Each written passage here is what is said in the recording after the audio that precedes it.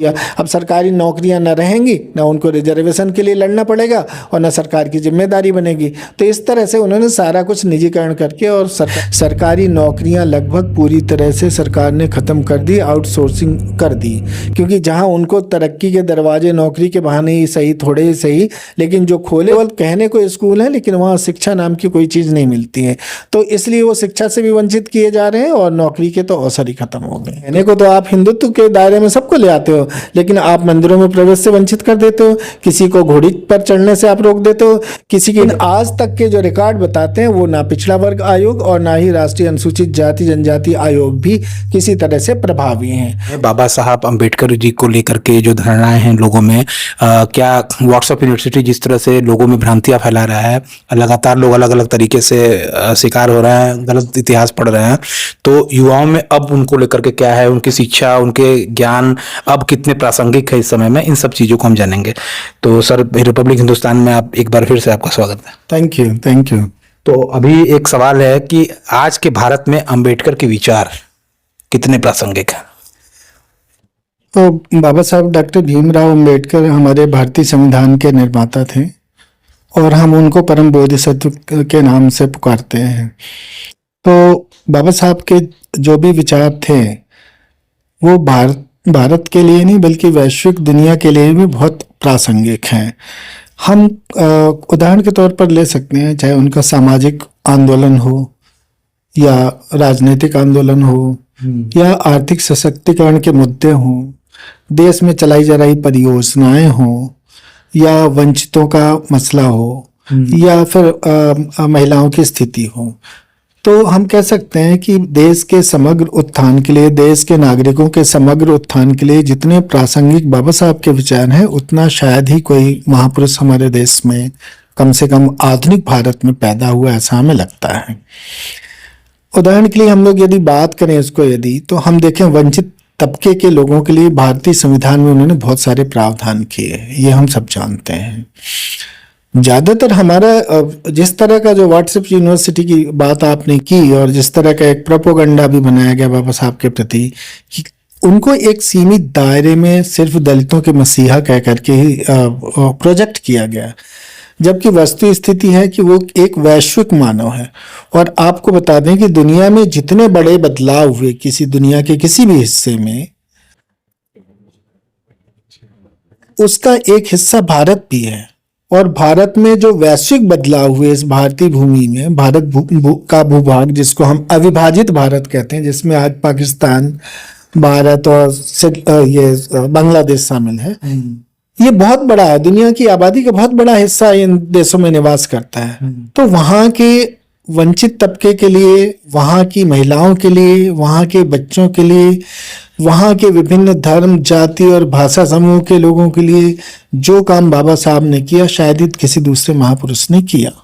तो उनके विचार निश्चित तौर पर प्रासंगिक है, इसमें कोई संशय की बात नहीं है। एक चीज और चलता रहता है कि दलितों के लिए बाबा साहब ने एक अलग वोटर की मांग की थी, ऐसा क्यों? ऐसा इसलिए किया था कि हमारे यहाँ का जो भारतीय समाज की जो संरचना है वो वर्ण आधारित, वर्ण जाति आधारित है, जिसमें कुछ वर्णों को विशेषाधिकार प्राप्त हैं हजारों साल से, और एक ऐसा तबका है जो एकदम वंचित है, जो अपने जीवन के मौलिक अधिकारों से भी वंचित हैं। तो वो जानते थे कि यदि हम इसको अलग से सेपरेट जो इलेक्टोरेट है उसका प्रावधान नहीं करते हैं, तो वो वास्तविक अपना प्रतिनिधि चुन करके नहीं भेज पाएंगे। किस तरह से? क्योंकि वो जिस समुदाय से आते हैं उनकी स्थिति इस तरह की नहीं है, क्योंकि वो हमेशा जो अपर कास्ट कम्युनिटीज हैं भारत की, उनका दबदबा कायम है। तो यदि हम एक संयुक्त निर्वाचन प्रणाली का कॉन्सेप्ट जो हमने अभी बात के समय में लिया, जो बाबा साहब ने मांगा था, वो नहीं हुआ, तो उससे क्या होता है कि हम सत्ताधारी दल के नेताओं को चुन करके हमारी जनता भेज देती है, लेकिन जो दलितों के वास्तविक हितैषी जो नेता हैं वो अक्सर हारते हुए दिखाई देते हैं। तो उन्होंने कहा था कि यदि हम अलग करेंगे तो सिर्फ वो उनका जो वास्तविक प्रतिनिधि होगा, जो उनके कल्याण और उनके हित के बारे में सोचता होगा, दलित समाज के लोग उसको अपना नेता चुनेंगे, उसको ही चुन करके पार्लियामेंट में और विधानसभाओं में भेजेंगे। यदि हम सेपरेट कर देते हैं, अभी संयुक्त निर्वाचन पद्धति जो अडॉप्ट की, तो हम देखते हैं कि जो आरक्षण का प्रावधान है पार्लियामेंट की सीटों के लिए और विधानसभाओं की सीटों के लिए, लेकिन आप देखेंगे कि उसमें सभी तरह के वोटर होते हैं। तो अक्सर क्या हम देखते हैं कि उसमें लगभग 100% सच्चाई ये है कि उसमें जो दलितों की बात करने वाले वास्तविक नेता चुन करके नहीं जाते, बल्कि वो सत्ताधारी पार्टियों के दलाल और चमचे चुन करके जाते हैं। तो मूल वजह ये थी। और वो जब पार्लियामेंट या विधानसभाओं में जाते हैं तो वहां वो जिस समाज से आते हैं उसकी बात ही नहीं करते, मुंह नहीं खोलते, उनकी समस्याओं पर, उत्पीड़न पर, शोषण पर, उनके सशक्तिकरण पर, उनकी समस्याओं को नहीं उठाते हैं। इसलिए बाबा साहब चाह रहे थे कि ये सेपरेट होना चाहिए, उनका पृथक निर्वाचन होना चाहिए। कांग्रेस से बाबा साहब का इस्तीफा देना गांधी नेहरू से नाराजगी को दर्शाता है। किसी व्यक्ति विशेष की नाराजगी के तौर पर बाबा साहब के हम इस्तीफे को नहीं लेना चाहिए हमें। उनके जो जेन्युइन मुद्दे थे, जो मूलभूत जो कारण था, उसके 2-3 कारण महत्वपूर्ण थे। एक कारण था कि जो बैकवर्ड कम्युनिटीज हैं, जिनको most backward other backward communities संविधान में कहा गया है, संविधान में पिछड़े वर्गों के लिए उत्थान के लिए एक आर्टिकल 340 बाबा साहब ने जोड़ा था। उसका मतलब ये था कि धारा 340 के तहत भारत की सरकार एक आयोग का गठन करेगी। क्यों गठन करेगी? क्योंकि पिछड़े वर्ग की भी अनंत समस्याएं हैं, सामाजिक और शैक्षिक रूप से वो पिछड़ा वर्ग भी पीछे है। तो सामाजिक और शैक्षिक दशाओं का सर्वेक्षण करने के लिए अलग से आयोग गठन की बात भारत का संविधान करता है, ताकि उन समुदाय का सर्वेक्षण हो और उनकी समस्याएं सामने आ सके और उसके बाद फिर उन समस्याओं के समाधान और उनके हित और कल्याण के लिए योजनाएं बना सकें। लेकिन जब सरकार बन गई, नेहरू जी प्रधानमंत्री बन गए, लेकिन भारतीय संविधान का पालन नहीं किया गया और ना ही वो आयोग का गठन किया गया, पिछड़े वर्ग का आयोग। तो एक महत्वपूर्ण कारण था, क्योंकि सरकार ने संविधान के प्रावधान के अनुरूप पिछड़े वर्गों के लिए आयोग का गठन नहीं किया था। और दूसरी जो महत्वपूर्ण वजह थी वो था महिलाओं के लिए, जो उन्होंने महिलाओं के समग्र उत्थान के लिए बनाया था हिंदू कोड बिल, जिसको हम भारतीय नारी की उन्नति का, मुक्ति का दस्तावेज समझते हैं। उसके तमाम प्रयासों के बावजूद ही बाबा साहब के सरकार ने उस कानून को पास नहीं होने दिया, पार्लियामेंट वो कानून गिर गया बाबा साहब का। बल्कि बाबा साहब के खिलाफ और प्रोपोगंडा शुरू किया गया देश भर में कि हमारे शास्त्रों के खिलाफ है और महिलाओं को अधिकार देना, उनको संपत्ति में, तलाक में, है ना, और दूसरी तरह के जितने भी महिलाओं के अधिकार हैं उनसे उनको वंचित होना पड़ रहा था। तो इससे नाराज होकर के, क्योंकि ये दोनों कानून एक महत्वपूर्ण मसला था, ये सरकार के द्वारा नहीं किया गया, इसलिए उन्होंने केंद्रीय मंत्रिमंडल से इस्तीफा दे दिया। आज के दौर में बहुत सी चीज़ें चलती हैं और हालांकि बातें होती हैं, लेकिन एक तो वो आयोग दलितों और पिछड़ों के लिए जो बाबा साहब के लिए जो संवैधानिक आयोग है, वो इस समय कितने प्रभावी है? हम देखते हैं कि जो केंद्र सरकार है, एक लंबे समय से दलितों और पिछड़ों के लिए अन्याय करती रही, किसी की भी सरकारें हों। तो इसके लिए जो उन्होंने केंद्रीय स्तर पर राष्ट्रीय पिछड़ा वर्ग आयोग का गठन किया है, जो और अनुसूचित जाति आयोग का गठन किया है, अनुसूचित जनजाति का आयोग का गठन किया गया। पहले SC ST दोनों का एक ही था, बाद में अलग अलग हो गया। तो सही मायने में ये इसको हम यूँ समझ सकते हैं कि हाथी के दांत दिखाने के और खाने के और हैं। क्यों? क्योंकि सरकार ने दलितों पिछड़ों को एक तरह से बेवकूफ़ या गुमराह बनाने के लिए या गुमराह करने के लिए ऐसा दिखा रही है कि आपके हित संरक्षण के लिए ये आयोग काम कर रहे हैं, लेकिन वास्तव में वो भी सत्ताधारी पार्टी के इशारे पर काम करते हैं। और ये सारे आयोग हाथी के दांत दिखाने के और खाने के और की तरह काम करते हैं। ये एक तरह से पूरी तरह निष्प्रभावी हैं उनके जो अपने समुदाय के जो सत्ताधारी दल के लोग हैं, उनके जो विशुद्ध रूप से चमचागिरी करने वाले लोग हैं, उनके मेंटल सेटिस्फैक्शन के लिए, उनकी महत्वाकांक्षाओं की तुष्टि के लिए इन आयोगों में किसी को चेयरमैन और वाइस चेयरमैन और किसी को सदस्य बना दिया जाता है। लेकिन आज तक के जो रिकॉर्ड बताते हैं वो ना पिछड़ा वर्ग आयोग और ना ही राष्ट्रीय अनुसूचित जाति जनजाति आयोग भी किसी तरह से प्रभावी हैं, और वो दलितों पिछड़ों के हित का कोई भी संरक्षण नहीं करते हैं। वो सही मायने में यदि वो जिस तरह का उनका संवैधानिक जो दर्जा है, यदि सही मायने में वो प्रभावशील होते तो आपकी हमारी जो समस्याएं, इन वर्गों की जो समस्याएं हैं, उन समस्याओं का त्वरित समाधान हो जाता। केंद्र सरकार के लिए आपको अभी मानना है कि ये यानी वोट बैंक ही है, चाहे पिछड़े हों या दलित हो? हाँ बिल्कुल, ये तो केवल वोट बैंक का हिस्सा बनकर के रह गए हैं, और जो भी उनकी योजनाएं हैं उन योजनाओं का क्रियान्वयन प्रॉपर ढंग से नहीं होता। वो केवल कागजी खाना पूर्ति के लिए ये योजनाएं बन जाती हैं उनके लिए। आपको बता दें, एक महत्वपूर्ण बात आपको ध्यान दिलाना चाहूँगा, पिछड़े वर्ग के लिए तो कोई प्रोत्साहन है नहीं, लेकिन संवैधानिक तौर पर SC ST के लिए जो राष्ट्रीय बजट है उनकी जनसंख्या के अनुपात में बजट का भी वो निर्धारण हो जाता है, आवंटन हो जाता है। यद्यपि जैसे 16% या समथिंग जो आपका SC का बजट है, उसमें थोड़ा सा कम अनुपात में बजट आवंटन हुआ है, लेकिन लगभग हम कह सकते हैं कि उनकी जनसंख्या या आबादी के अनुपात में राष्ट्रीय बजट का हिस्सा उनके हिस्से जाता है। और लेकिन इसके बावजूद भी उनके कल्याण की योजनाओं का क्या हाल है हम सब जानते हैं। और ये एक साल नहीं, साल दर साल SC ST के हित में राष्ट्रीय बजट का उनकी आबादी के अनुपात में बजट का आवंटन किया जाता है। लेकिन इस तरह का OBC के केस में नहीं होता। OBC की हालत और भी ज़्यादा खराब है। यदि इस तरह का टोटल बजट जनसंख्या के अनुपात में उनको आवंटित कर दिया जाए तो इस देश की 85% जो आय है या बजट है उसका आवंटन इन वर्गों के कल्याण के लिए शुरू हो जाए। और तब मैं समझ रहा हूँ कि दलित ना दलित रह पाएंगे, ना पिछड़े रह पाएंगे, ना आदिवासी अपनी हालत पे, आज की हालत में मजबूर होंगे, बल्कि सब अपने उत्थान को प्राप्त होंगे। बाबा साहब का एक यही विचार था कि दलितों का उत्थान हो। जी, अब MP सबका अधिकार हो, लेकिन दलित उस समय काफ़ी, दलित और जो पिछड़े वर्ग है उस समय काफ़ी शोषित वर्ग थे। तो वर्तमान समय में MP अग्रवाल जी का क्या मानना है, आपका क्या मानना है कि कितना उत्थान हुआ है? मैं समझता हूँ कि धीरे धीरे सही संविधानिक प्रावधानों की वजह से शिक्षा, नौकरी के अवसर मिले, दरवाजे खुले, और पूरा ही नहीं थोड़ा हिस्सा उनको मिला। बाबा साहब ने शिक्षा में स्कॉलरशिप का प्रावधान किया और नौकरी में आरक्षण दिलवाया।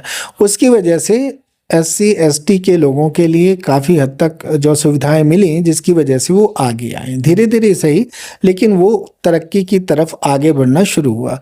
लेकिन उसका यदि पूरा हिस्सा सरकार ने इम्प्लीमेंट किया होता है, उनको दिया होता, तो शायद और ज़्यादा आगे होते। इस सब के बावजूद हम देखें कि आज भी वस्तु स्थिति क्या है, सरकारी नौकरियां लगभग पूरी तरह से सरकार ने ख़त्म कर दी, आउटसोर्सिंग कर दी। क्योंकि जहां उनको तरक्की के दरवाजे नौकरी के बहाने ही सही, थोड़े ही सही, लेकिन जो खोले थे संविधान ने, उसको उन्होंने पूरी तरह बंद करने का प्रावधान कर दिया। आउटसोर्सिंग या प्राइवेट सेक्टर में रिजर्वेशन ना होने की वजह से अब उनको जो नौकरियां थी वो भी पूरी तरह से ख़त्म हो गई। तो ये एक बड़ा मसला है। जब हम OBC की बात करते हैं तो OBC में संवैधानिक प्रावधानों के बावजूद भी उनकी शुरुआत ही कहाँ होती है, शिक्षा और नौकरी में जो रोजगार के अवसर उनको मिले, वो शिक्षा में तो उनको बहुत बाद में मिला, लेकिन नौकरी में 93 में ही हुआ।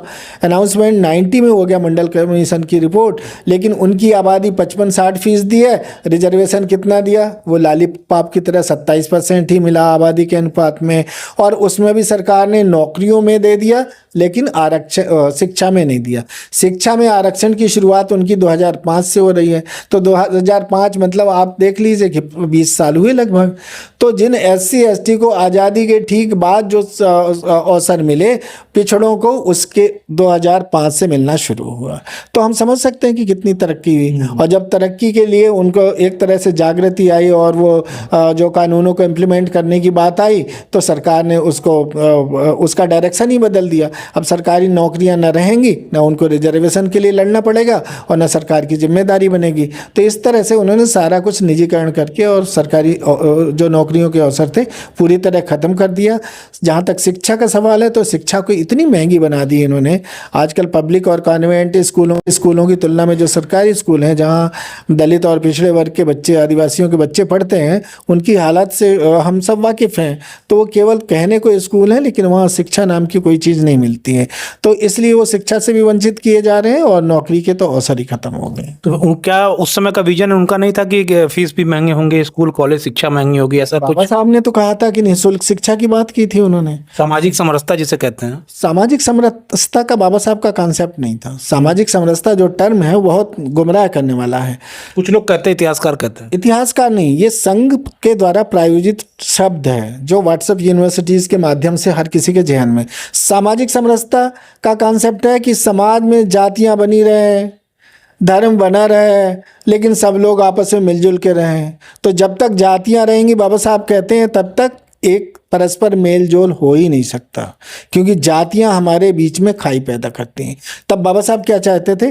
बाबा साहब सामाजिक परिवर्तन के पक्षधर थे कि ऊंच नीच की खाई या जो दीवारें हैं वो खत्म हो, सब लोग समता, स्वतंत्रता, न्याय का जो उनका बंधुत्व का कॉन्सेप्ट है, एक नागरिक के तौर पर ना वो जाति विशेष के पक्ष में, मतलब जाति, धर्म और लिंग और भाषा और क्षेत्र से परे इस देश का हर व्यक्ति सिर्फ इंसान हो, नागरिक हो इस देश का, और सिर्फ मनुष्य होने का दर्जा उसे प्राप्त हो। बाबा साहब का बौद्ध धर्म अपनाना क्या दर्शाता है? क्या वो हिंदू धर्म के खिलाफ थे, या फिर हिंदू धर्म को कि हम जो भारत की संस्कृति रही है, हिंदू धर्म काफ़ी यहाँ पे लोग हैं हिंदू धर्म से, तो ये क्या दर्शाता है बौद्ध धर्म अपनाना? कुछ लोग ये कहते हैं कि बाबा साहब का बौद्ध धर्म में जाना, अभी देखिए जय भीम, नमो बुद्धाय जो चलते हैं, कुछ लोग तो हैशटैग करके मजाक भी उड़ाते हैं इस तरीके से। आप देखते हैं कई ऐसे लोग हैं समाज में, और काफ़ी इंटेलेक्चुअल भी हैं, कुछ लोग जो पढ़े लिखे हैं वो लोग भी ऐसा करते हैं कि बाबा साहब ने बौद्ध धर्म क्यों अपनाया जबकि वो एक हिंदू थे। दरअसल बाबा साहब का जो बौद्ध धर्म अपनाने का है, एक चीज़ तो मैं आपको सुधारना चाहूँगा कि आपका जो सवाल है उसको हमें इस तरह से लेना नहीं चाहिए। किस तरह से? कि भारतीय संस्कृति मतलब हिंदू संस्कृति। हिंदू संस्कृति मैं कहना चाहता था। हाँ, हिंदू संस्कृति नाम की कोई चीज़ नहीं है। हिंदू शब्दावली ही 12वीं शताब्दी, धर्म बोल देते हैं, हिंदू धर्म ही 12वीं शताब्दी के बाद आया है। तो हिंदू धर्म या हिंदू संस्कृति जैसी कोई बात नहीं। इस देश की जो मूल संस्कृति है, जिसको हम कह सकते हैं कि श्रमण संस्कृति, जिसका बौद्ध और जैन इसके दो विविध संप्रदाय हैं, और तीसरे में हम आते हैं कि जो ब्राह्मण धर्म परंपरा है ना, और मनुवाद कह सकते हैं। ब्राह्मण धर्म परंपरा में शैव, वैष्णव और शक्ति की उपासना का कॉन्सेप्ट है। तो धार्मिक तौर पर हिंदू धर्म और हिंदू संस्कृति जैसा कोई कॉन्सेप्ट ही हमारे भारत में नहीं है। ठीक है, ये सिर्फ वोट बैंक की राजनीति के लिए हिंदू लोग करते रहते हैं, लेकिन सही मायने में, और इसीलिए कि ये जो इस देश का मूल धर्म बौद्ध धर्म है। बाबा साहब कहीं बाहर कोई दूसरे धर्म को लेने नहीं गए, अडॉप्ट नहीं किया, बल्कि उन्होंने कहा कि हमें अपनी जड़ों की तरफ जाना है, हमें एक ऐसा मार्ग अपनाना है जो मानव मुक्ति का मार्ग दिखाता है, प्रशस्त करता है, रास्ता दिखाता है। तो इसलिए उन्होंने बौद्ध धर्म स्वीकार किया, और बौद्ध धर्म की जड़ें इस देश में बहुत गहरी जमी हुई हैं। बौद्ध धर्म से ही भारत की पहचान है। बौद्ध धर्म ने दुनिया को बहुत कुछ दिया। समता, स्वतंत्रता, न्याय और बंधुत्व की जो बात करते हैं वो बौद्ध धर्म की ही देन है, और यहाँ से देश से निकल के दूसरे देशों में भी बौद्ध धर्म फला फूला। तो इसलिए बाबा साहब ने बौद्ध धर्म अंगीकार किया। उनका ब्राह्मण धर्म से कोई द्वेष जैसी बात नहीं है। उनका ये लेकिन स्पष्ट मानना था कि जो हिंदू नाम का जो हिंदू धर्म जैसी जो चीज़ है वो वर्ण और जाति पर आधारित है।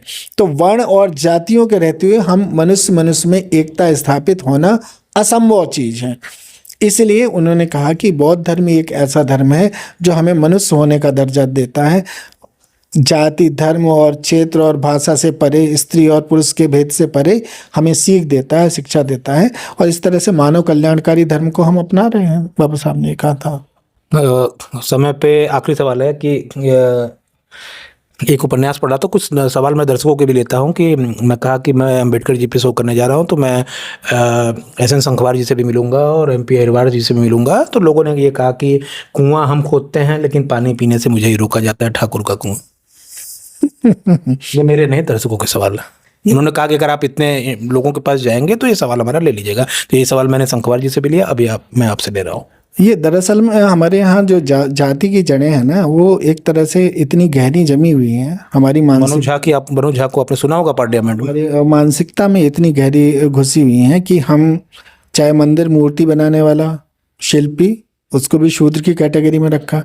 मंदिर में जो चमड़े का डमरू या उसका जो आपका नगाड़े और ढोल और जो भी वाद्य यंत्र होते हैं उसमें सब में चमड़े और उसका उपयोग किया जाता है, तो उससे हमें कोई परहेज नहीं।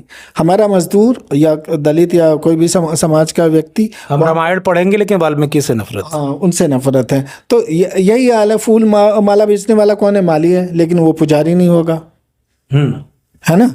तो इसी तरह से वहाँ आप झाड़ू पोछा बाकी साफ सफाई सब कुछ कर सकते हैं, लेकिन मंदिर में पुजारी नहीं होगा। झाड़ू पूजा करने वाला जो होगा वो मंदिर के अंदर ही जाके पूजा करेगा, वो सफाई करेगा, लेकिन एंट्री उनकी ही नहीं, उनकी नहीं होगी। तो एक बड़ा हास्यास्पद चीज़ है। नोएडा में मैं था और एक ऐसी चर्चा हो रही थी, तो मैं सवाल हो रहे थे इस पे, आप खत्म कर लीजिए फिर मैं उस सवाल को।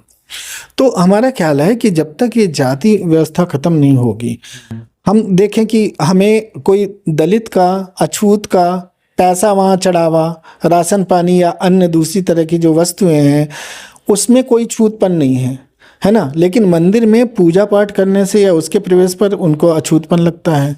तो इसी तरह से जो भी हमारे शिल्पी हैं, कारीगर हैं, वो मंदिर बनाते हैं लेकिन वहाँ पूजा का अधिकार उनको नहीं मिलता है। मुझे नहीं लग रहा है कि कोई भी अपर कास्ट कम्युनिटीज या ब्राह्मण शिल्पियों ने कोई भी एक पत्थर की चिनाई की हो राम मंदिर में या कोई भी मंदिर है इस देश का। तो मैं समझता हूँ कि ये जो जातिगत जो मानसिकता से ओतप्रोत जो हमारी जो एक कुंठित मानसिकता है या जो घृणित विचार है, यही हमारे भेदभाव का मूल कारण है।